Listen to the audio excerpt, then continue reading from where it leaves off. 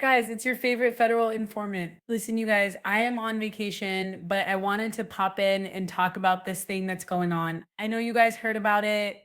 A lot of people have questions. I wanted to come and address it. If you guys don't know, Diddy told the defense and the prosecution that he wants them both to turn in similar cases like Diddy's, okay? And by similar, it means you got convicted of one or two things of the Mann Act and you had no criminal priors, okay? Now, a lot of the Diddy goons, the Diddy idiots were like, "Ooh, Diddy gonna walk? He ain't even been doing jail time."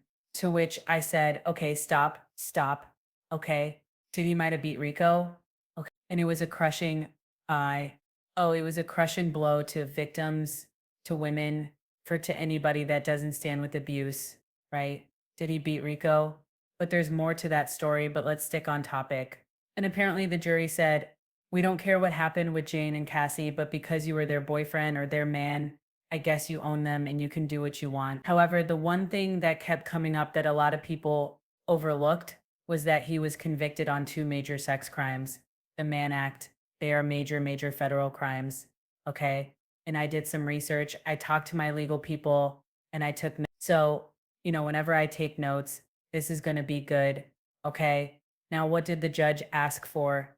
He asked for comparable case law or statistics on similar man convictions. Now, first of all, this request is not unusual, but it is never neutral. It usually signals one or two things. One, that the judge is exploring options to justify a lighter sentence or release, especially if they're asking about parole eligibility, probation, or sentencing ranges.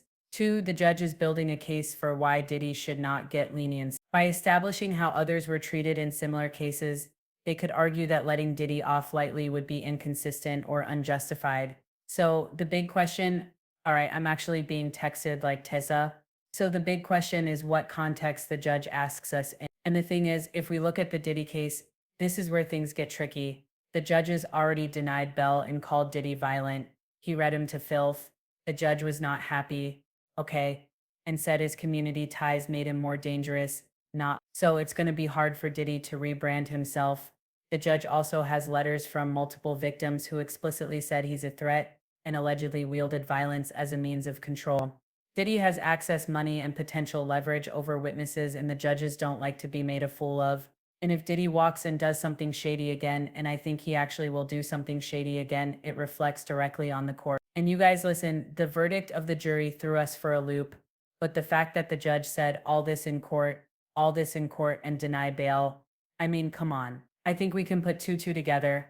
This does not look like someone that's looking to cut Diddy a break, and him being able to walk straight with time served, baby.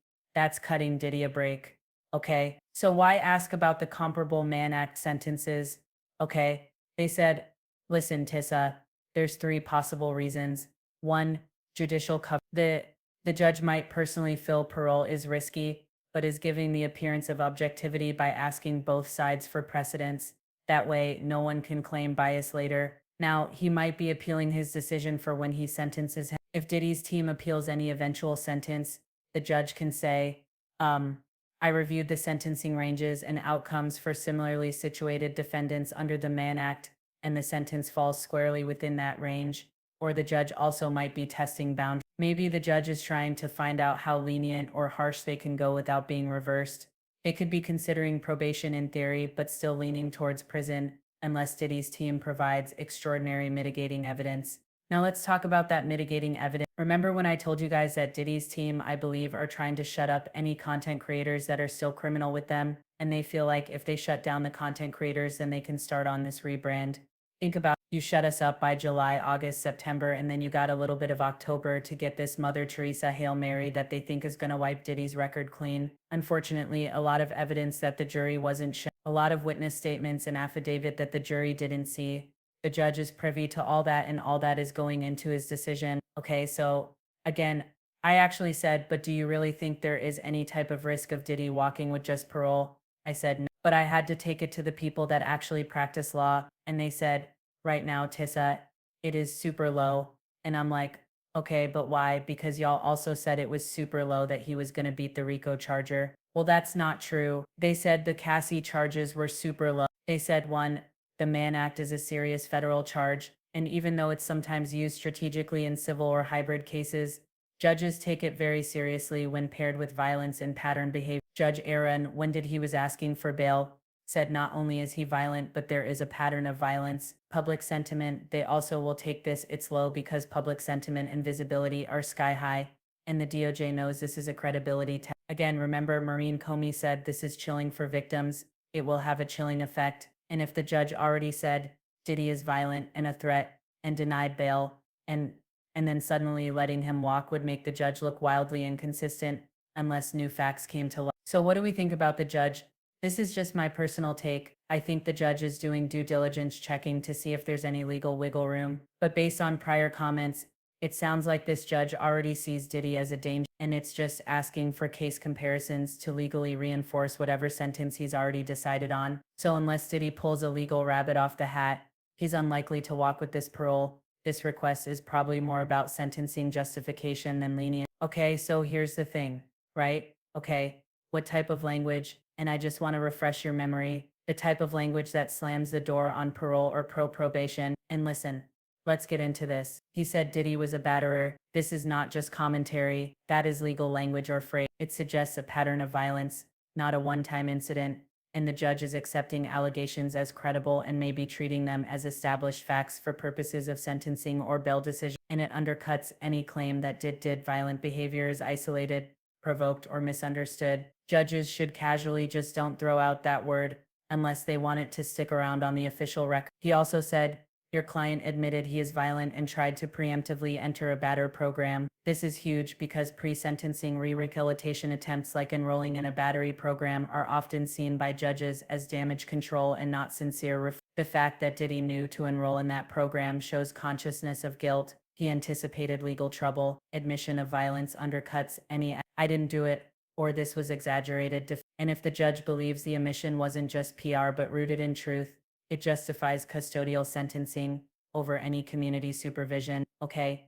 Now, also the judge said, this type of violence comes suddenly, quickly, and with no warning. That's a judicial finding of dangerousness. They said that the phrasing means that the judge believes that he is not in control of his violence and that his behavior escalates. It's impulsive and it's unpredictable. Judges use this language to justify detention, especially in bail or sentencing memos. It also implies that even if he's calmed down, he could explode at any moment, which is true, and we can't risk that in the community. That is a direct argument against probation. Now, when you hear all that, I have to ask you, does this sound like a judge that's going to let Diddy? I mean, let's be serious. Even though I'm scared for the Diddy goons. What are they going to do? Hold a visual, be standing outside with a boombox begging for him to be let out of jail. I can't wait to see this, they said. So again, I don't think it, or actually absolutely not. If anything, a judge is building a sentencing record that says, even if this man has money, power, and influence, he is violent, he is dangerous, and he is incapable of safely existing in the community. He tried to game the system with a batter program. He admitted what he did, and I'm not playing along. Again, these statements make it legally and politically almost impossible for the judge to grant parole without massive backlash or risk. If Diddy reoffends or contacts a victim after release, it's on the court. This isn't a judge looking for an excuse to show mercy. It's a judge locking in a narrative of violence, manipulation, and danger. Any future sentencing or probation denial can be backed by this exact language. So unless something drastic changes, probation or parole is extremely unlikely. You're watching a legal system slowly setting the foundation for a multi-year custodial sentence, or at the very least, strictly monitored. Okay.